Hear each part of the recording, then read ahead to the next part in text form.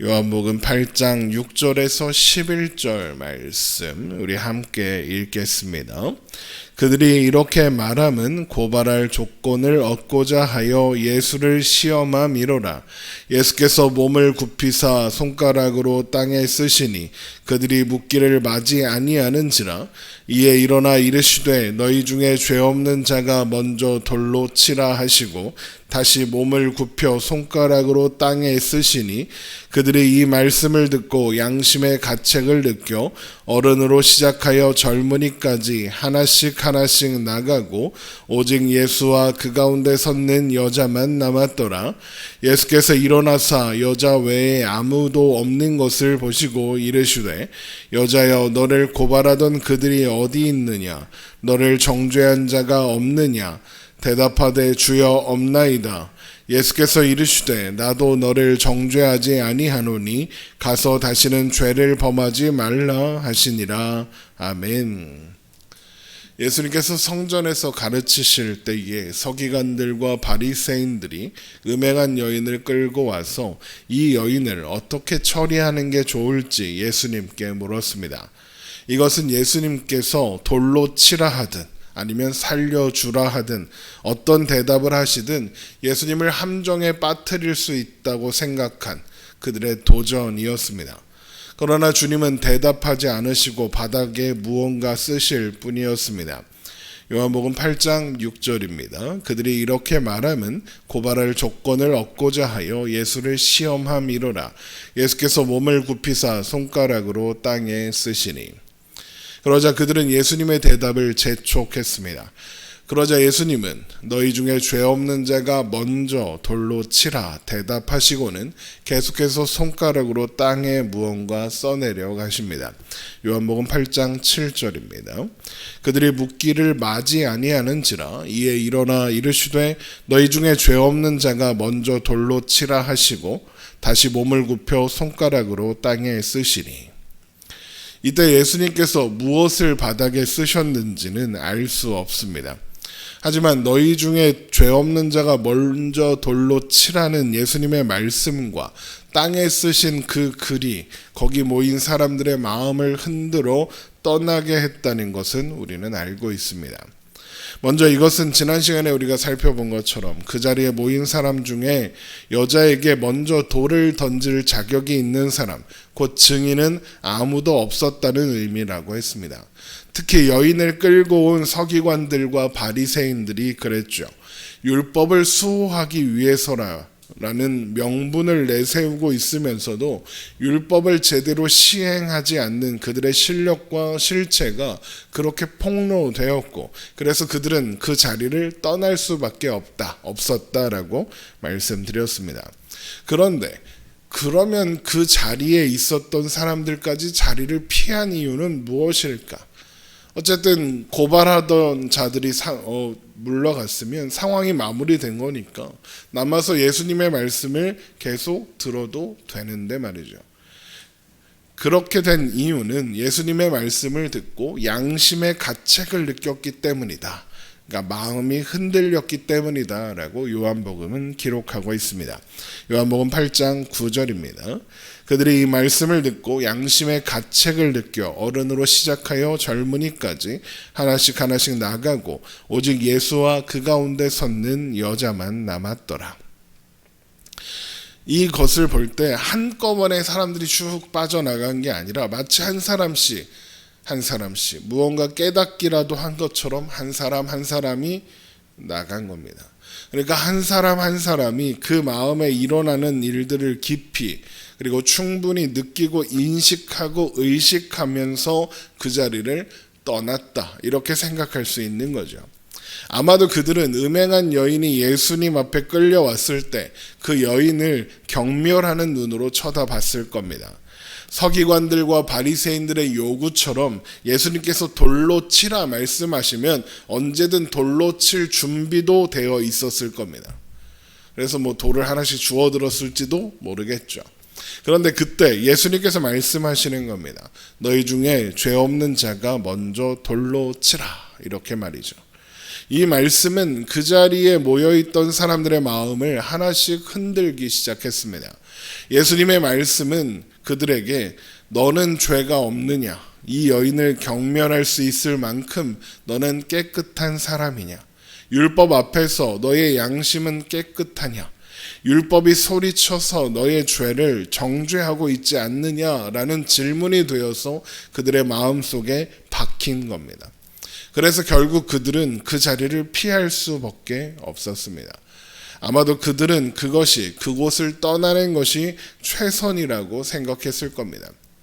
이것이 율법의 기능 중에 하나입니다. 우리가 죄인임을 깨닫게 하는 것이 율법의 기능이죠. 예수님은 바로 그것을 사람들 앞에 드러내 보이신 겁니다.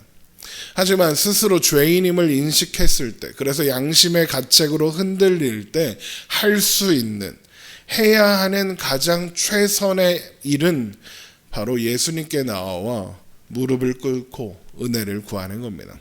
주여 나는 죄인입니다. 내가 어떻게 해야 하겠습니까? 라고 물으며 엎드리는 겁니다. 그러나 자신의 죄인됨을 인정하고 예수님 앞에 남아있는 사람은 음행하여 잡혀왔던 여자뿐이었습니다. 양심의 가책을 느꼈고 마음이 흔들렸지만 스스로 죄인이라는 것을 받아들일 수 없어서 사람들은 각자 나름의 해결책을 찾아 떠난 겁니다. 그 자리를 피하는 것. 그래서 잠시의 그 마음의 불편함을 해결하는 것이 그들이 생각하는 최선의 방법이었던 겁니다. 그러니까 그들은 여전히 자신들이 무언가 할 수 있다고 생각하고 있는 겁니다. 하지만 그 여인, 음행하여 잡혀온 여인은 그 자리에 있었습니다. 죽을 수밖에 없었던 죄인, 이제 스스로에게서는 어떤 해결책을 찾을 수도 없는 죄인으로 예수님 앞에 있는 겁니다. 그런 여인에게 예수님은 물으십니다. 너를 고발하던 그들이 어디 있느냐? 너를 정죄한 자가 없느냐라고 말이죠. 요한복음 8장 10절입니다. 예수께서 일어나사 여자 외에 아무도 없는 것을 보시고 이르시되 여자여 너를 고발하던 그들이 어디 있느냐? 너를 정죄한 자가 없느냐? 그러자 여자가 고개를 들어 주위를 살핀 후에 대답합니다. 주여 없나이다. 그러자 주님은 나도 너를 정죄하지 아니하노니 가서 다시는 죄를 범하지 말라라고 말씀하시죠. 요한복음 8장 11절입니다. 대답하되 주여 없나이다. 예수께서 이르시되 나도 너를 정죄하지 아니하노니 가서 다시는 죄를 범하지 말라 하시니라. 예수님께서 나도 너를 정죄하지 않는다라고 하시는 것은 여인에게 죄가 없다 이런 의미는 아닙니다. 그녀는 스스로도 죄인이라는 것을 인식하고 있는 분명한 죄인입니다. 그녀를 잡아온 사람들이 내세운 음행 때문만이 아니죠. 모든 사람이 죄인인 것처럼 그녀의 존재 자체가 이미 죄이니까요. 그래서 주님은 가서 다시는 죄를 범하지 말라고 말씀하시는 겁니다. 이건 단순히 가서 더 이상 음행을 하지 말라 이런 의미가 아닙니다. 음행만 죄인 것이 아니잖아요. 그래서 가서 다시는 죄를 범하지 말라는 말씀은 사실 실현 불가능한 말씀입니다. 그럼에도 불구하고 예수님은 가서 다시는 죄를 범하지 말라라고 말씀하시는 겁니다. 그러면 이 이유가 또 그 의미가 무엇일까요? 사실 예수님께서 가서 다시는 죄를 범하지 말라고 말씀하신 것이 처음이 아닙니다. 이 말씀은 38년 된 병자에게 하셨던 말씀과 정확히 같습니다. 우리 요한복음 5장 14절의 말씀을 한번 보겠습니다. 요한복음 5장 14절. 그 후에 예수께서 성전에서 그 사람을 만나 이르시되 보라 내가 나았으니 더 심한 것이 생기지 않게 다시는 죄를 범하지 말라 하시니. 다시는 죄를 범하지 말라 하시는 것은 이전에 그가 다른 사람들과 마찬가지로 죄의 상태에 있었다라는 의미입니다. 그래서 그에게 생길 수 있는 더 심한 것은 더 큰 병이 생긴다는 것이 아니라 사망을 의미합니다. 영원한 멸망을 의미하는 겁니다. 그러니까 다시는 죄를 범하지 말라 이 말씀은 예수님을 믿고 구원을 받아라. 영원한 사망에서 생명으로 옮겨짐을 받아라. 이런 의미가 되는 겁니다. 그러니까 죄짓기를 그만두어라 라는 예수님의 말씀은 불신의 자리를 떠나라. 그래서 믿음의 자리로 와라. 아들을 영접하고 하나님의 자녀가 되는 권세를 받아라. 이런 의미인 겁니다. 그리고 지금 여인에게 예수님께서 나도 너를 정죄하지 아니하노니 가서 다시는 죄를 범하지 말라라고 말씀하신 것도 같은 의미입니다.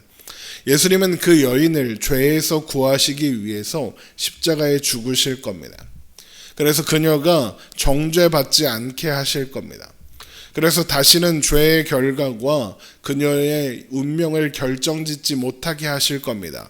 그녀가 더 이상 죄의 결과에 살게 하지 않으시고 영원한 생명으로 살게 하실 겁니다. 그게 로마서 8장 1절에서 말씀하신 그러므로 이제 그리스도 예수 안에 있는 자에게는 결코 정죄함이 없나니 이는 그리스도 예수 안에 있는 안에 있는 생명의 성령의 법이 죄와 사망의 법에서 너를 해방하였다라는 말씀과 같은 겁니다. 그리고 이것이 예수님께서 지금까지 가르쳐 오신 생명의 생수의 은혜입니다. 결국 예수님은 여인에게 영원히 목마르지 않을 생수를 주신 거죠. 예수님께서 본질상 진노의 자녀였던 죽을 수밖에 없었던 죄인의 존재였던 우리에게 찾아오셨습니다. 오셔서 우리가 죄인인 것과 스스로 해결책을 찾을 수 없는 존재라는 것 또한 알게 하셨습니다. 그래서 우리는 좌절과 절망에 사로잡힐 수밖에 없었습니다. 그런데 그런 우리에게 주님이 말씀하시는 겁니다. 나도 너를 정죄하지 아니하노니 가서 다시는 죄를 범하지 말라라고 말이죠. 그리고 우리의 손을 잡아 이끌어 주셔서 우리를 죄의 자리에서 생명의 자리, 언약의 자리로 옮기시는 겁니다. 그렇게 우리는 하나님의 자녀가 된 것이고 죄와 사망이 아닌 생명 안에 사는 존재가 되었던 겁니다. 이것이 오늘 예수님을 만난 여인에게 일어난 일이고 우리들에게 일어난 일입니다. 죄악된 우리의 삶에 찾아오셔서 유일한 해결책이 되어 주신 예수님을 바라보고 생각하며 오늘도 주님 안에서 하나님과 동행하는, 그래서 생명의 길을 그렇게 걸어가는 우리가 되기를 주님의 이름으로 축원합니다. 기도하겠습니다.